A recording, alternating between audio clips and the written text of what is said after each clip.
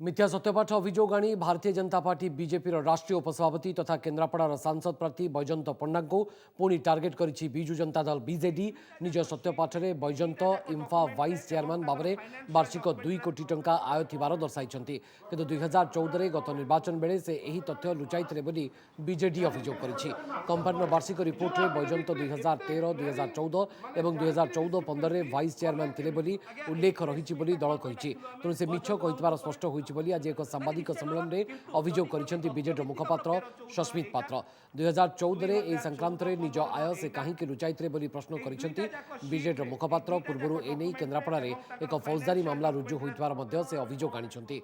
एथि सहित केन्द्रापड़ावासी को बैजयंत धोखा देइछन्ति बोली मध्य से अभियोग आनिछन्ति। तेबे एनै बैजयंत पंडांकर प्रतिक्रिया मिलि पार नथिबा बेले बीजेपी कहिछि एहा बीजेडी रो दोमुहा नीति। आज्ञा एई प्रेस मीटटा कोन पय डाकथिलो जदि आपण 2 कोटी टंका रोजगार करचंती गत 3 वर्ष हेलानी आपण 28/10/2018 रु 2014 रे तो आपण ताको उल्लेख करि नथिले। कहिबार उद्देश्य होउची बैजयंत बाबू आपण केन्द्रापड़ावासी को ठकीचंती। बैजयंत बाबू आपण लुचेइचंती। 2014 रे आपण वाइस चेयरमैन थिले खणी कंपनी इंफार। आपण आपनकर सत्यपाठ रे से विषय रे कोनोस उल्लेख करि नाहंती। तांको पाखरे जे रहिबो सी सब ठीक ठाक भल एवं तांकर कार्यक्रम सब भल।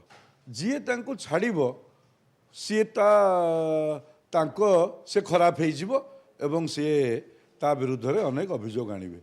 नवीन बाबूंकर ये दोमुहा नीति को ओडिशावासी जानी सारे एवं आगामी दिन में तार जवाब देवे। बैजयंत बाबू जेते दिन पर्यंत बिजु जनता दल रे थाई सांसद थिले से कौन करिसंती कौन न करिसंती से सब कथा केन्द्रापड़ावासी जानिचंती। वोटर भाई